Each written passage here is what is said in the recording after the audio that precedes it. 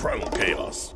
Hey guys, PrymalChaos here, welcome to the channel. Okay, this one comes from over in the Discord as a recommendation in the metal song recommendations section.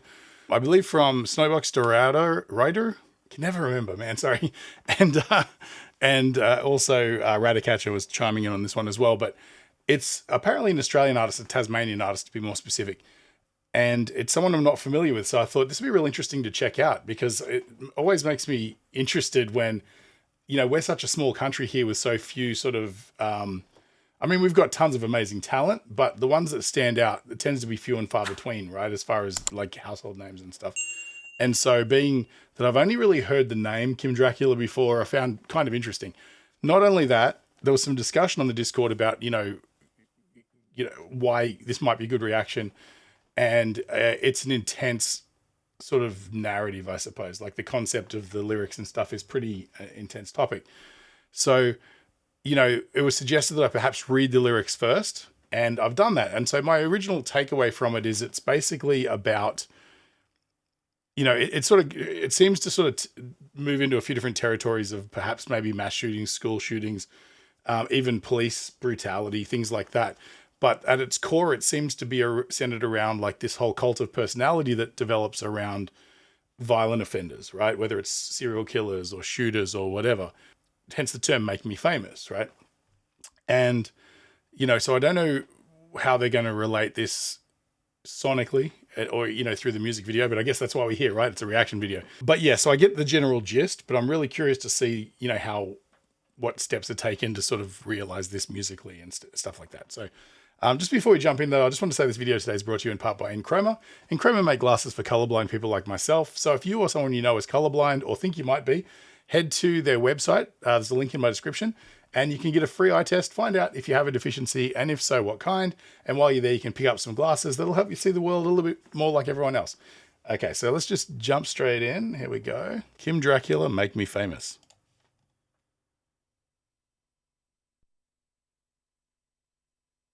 Following his art as such is not an endorsement of violence, but rather a reflection of the world we live in. Wow, okay.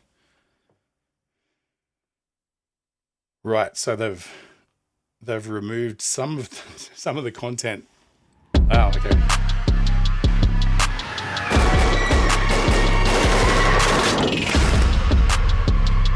Wow, it's got a real Joker vibe, doesn't it? Oh my god.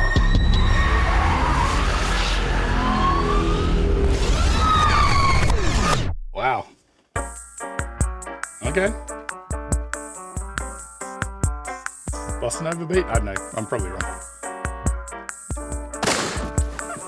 Right on. Okay. I mean, already that basically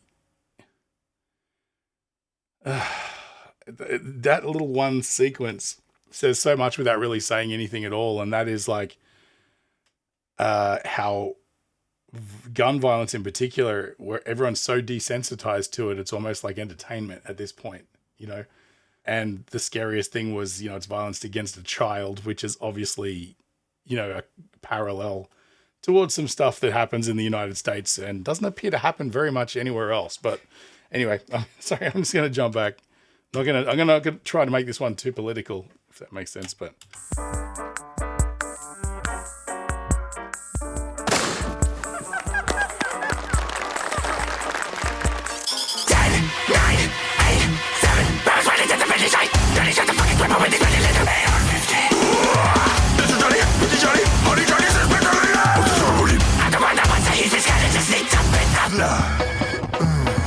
Just like that.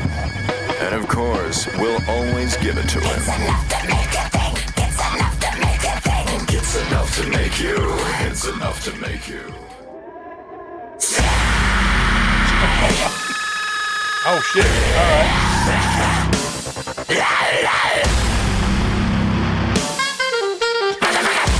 What? Listen closely to the words of the song. Okay, wow. Right.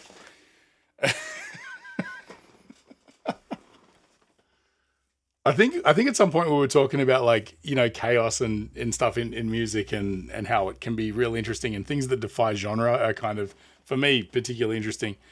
And, you know, as much as you can, it's real easy to draw parallels between something like this and, you know, your Marilyn Mansons of the world, or your, you know, even going back in the day, your Alice Cooper, like the shock rock sort of things, where it's all about alienating the core general music listening base so that you're creating this weird home of like comfort zone for people who like to dwell in the fringes, and they don't want you to understand the music that they're passionate about and things like that. And this is truly that. I mean, I'm so glad you guys recommended that I read the lyrics, because I would have missed all the context of that opening sequence, because it was just too rapid fire and too aggressive and too distorted to really understand without reading the lyrics, right? And that would have missed a lot of context for this. So this is the kind of music you want to listen to because your parents will hate it. But so far, like, you know, I mean, like, it's all about the message and the imagery, right? This trying to create this shock factor. But I mean, the subject matter is shocking enough. It's not even super necessary to do that. But I feel like, you know, there's definitely a point being made here. I love the fact that it's sort of edited around the music video. I don't know how the original song will sound by comparison, whether or not these little silences and stuff are taken into account, or the little bossa nova thing, but I assume there's definitely that little sax part in there, because that's really badass. I really dug that. It reminds me of some old like acid jazz bands and stuff from back in the day. I'm going to jump back a little bit. Oh, and also this scene here, man, is that not just quintessentially high school American football kind of Texas, right? Like that's when you tune into a TV show centering around a local football team, that's exactly what it looks like. And I guarantee that's no accident. Again, it's all about this status of celebrity of like the high school footballer juxtaposed against like the high school killer, you know, and the celebrity and the nature of that attention, right? That's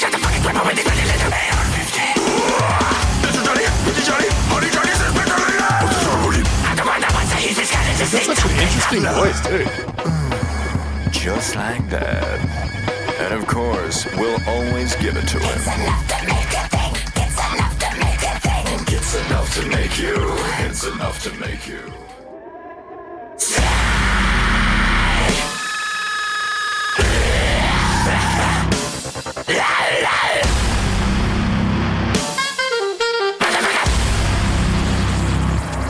Wow, Listen closely to the words of this song. I'm betting a lot of people never had the place they belong. Give them a platform for doing something evil. Better not look at me wrong, cause I'ma mess you up alright. Celebrity stars just for murdering people. Baby, doesn't it feel so familiar? This is close to you?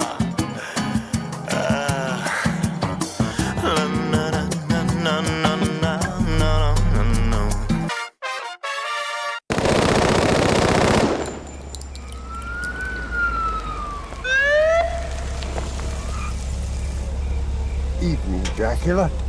I can see you've been busy. You wanted to make an entrance.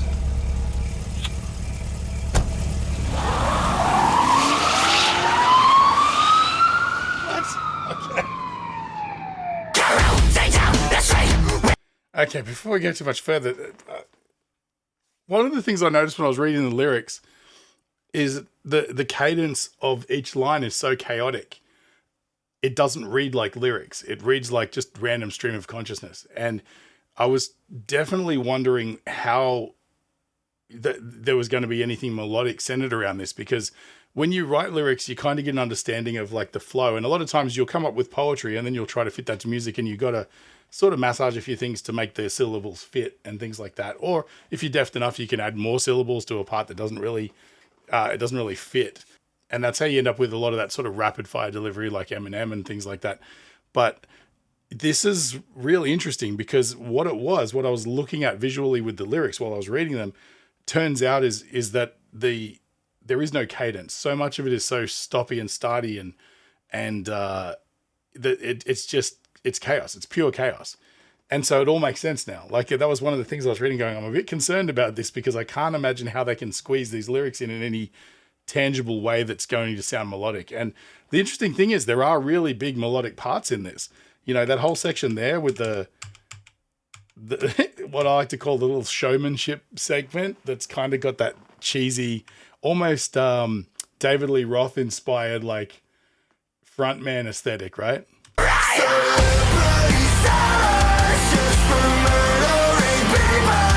Interesting chord choices too.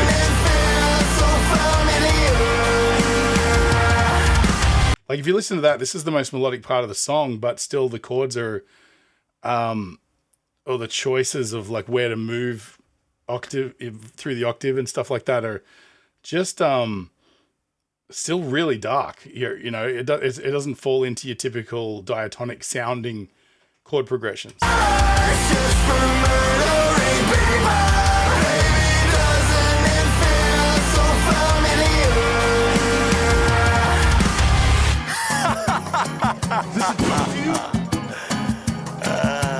It's David Lee Roth.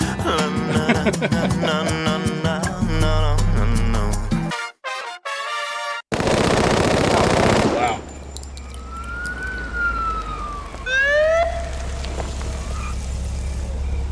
Evening, Dracula. I can see you've been busy. You wanted to make an entrance.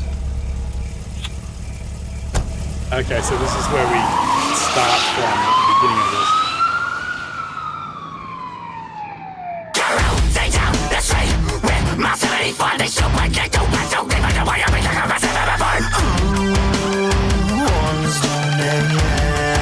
Pretty so fast.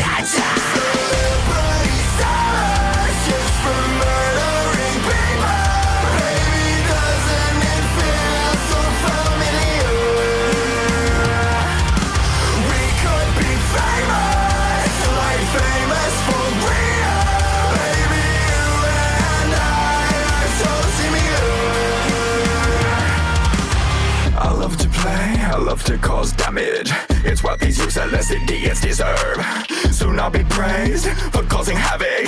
That's why I signed up to protect and deserve. That's your captain speaking. I order you to give them all a nice bullet to the head. Yes, sir, whatever you say. I'll paint the walls about that fucking red.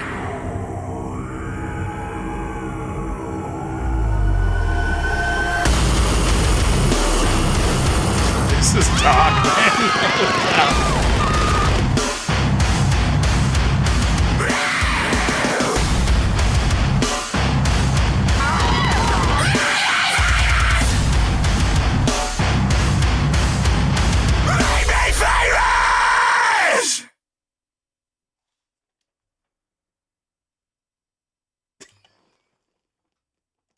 It's what the I don't know how to feel about this one.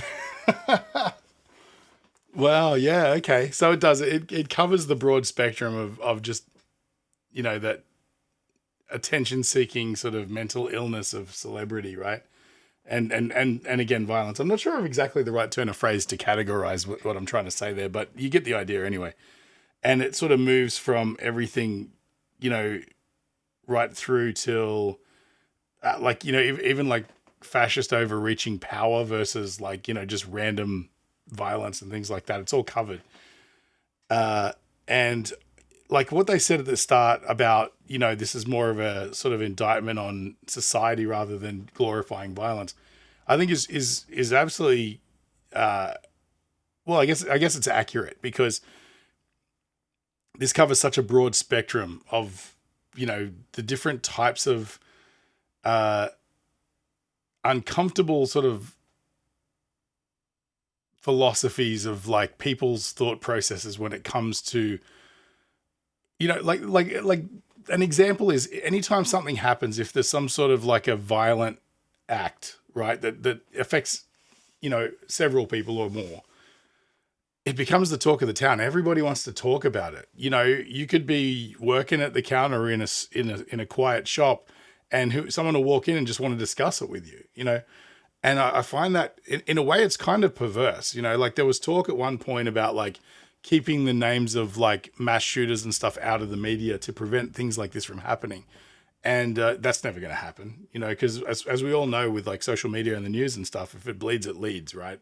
It's the whole, you know, everybody wants to have the quote or the anecdote or the, you know, the footage, like even one of the things that really disturbs me is whenever you see something happen, like it could be 20 car pile up. It could be whatever, doesn't matter. If it's something horrific that people are going to discuss for a week, you'll see the news, the tickers like across the footage.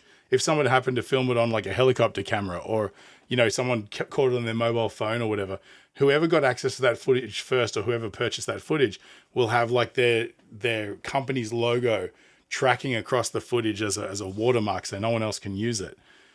And I mean, is that just not like just corporate greed and illness? Like that in and of itself is a mental illness.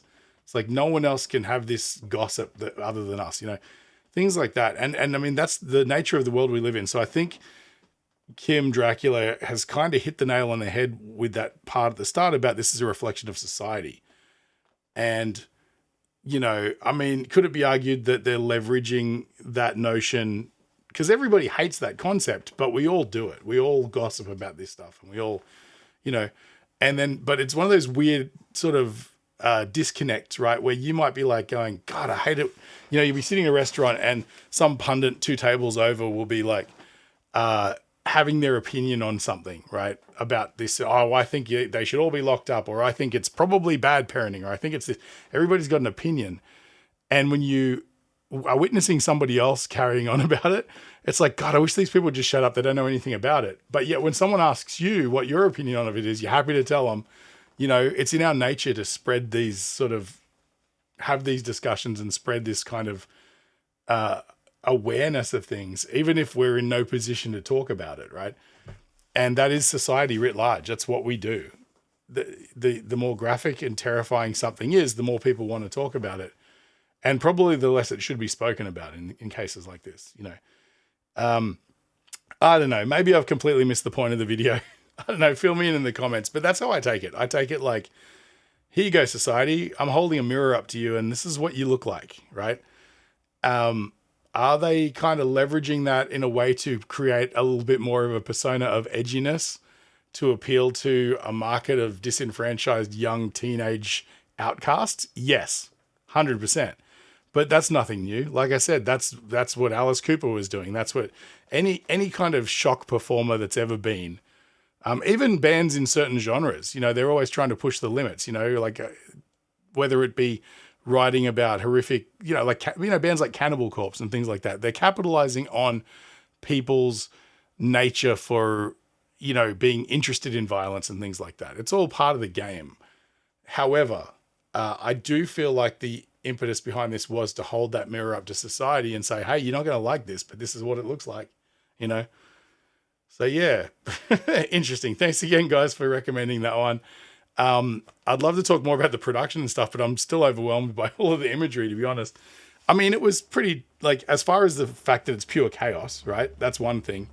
I like that it gives you melodic breaks, in between all of the pure dissonance and aggressiveness and just chaos, and just putting in little things to capture your ear's attention, like, like the little synth parts and stuff throughout that kind of sort of stand out as like a more of a textural device in the background. I really like that. And that's a really good way of keeping things interesting when things are boring. But this song doesn't have a moment of boredom in it. It just moves on to the next crazy concept, But, I again, these are the kind of things I like noticing, because I love seeing that amount of detail and the work put in the background when it probably wasn't even necessary, but it definitely, it creates a tension, and it creates like a textural kind of sonic landscape of, it's not just rock and roll guitars, there's more to it. It's a bit more cerebral than that, if that makes sense. Wow, man. It kind of makes me wonder what I'm going to react to next, because it certainly won't be something like this.